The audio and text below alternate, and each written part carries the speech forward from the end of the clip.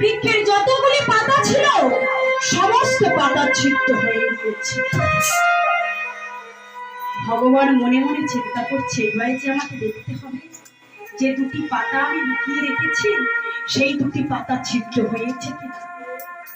হাতের যে পাতাটি চাপা দিয়ে রেখেছিল সেটা খুলে দেখছে সেই পাতাটা ছিদ্র হয়ে গেছে। পায়ের তলায় যে পাতাটি চাপা ছিল সেই পাতাটি তুলে দেখছে সেটাও ছিদ্র হয়ে গেছে। ভগবান চমকে উঠেছে,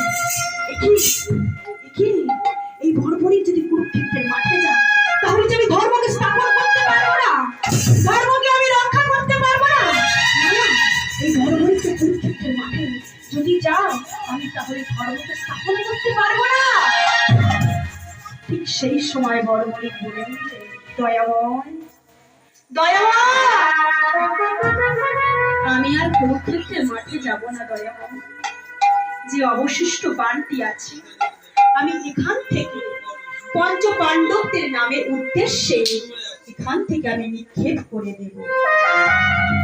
সবে মাত্র পঞ্চ পাণ্ডবদের নামে নিক্ষেপ করতে যাবে, ঠিক সেই সময় ভগবান চালাকি করে সুদর্শন চক্রকে আহ্বান করে।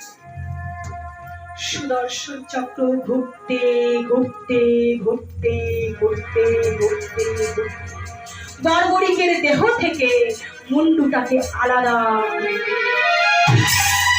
কাটা মুন্ডুটা হা কৃষ্ণ বলতে বলতে ভগবানের চরণ তলে আছাড় খেয়ে পড়লেন। চিৎকার করে বলে উঠলেন, দয়াময়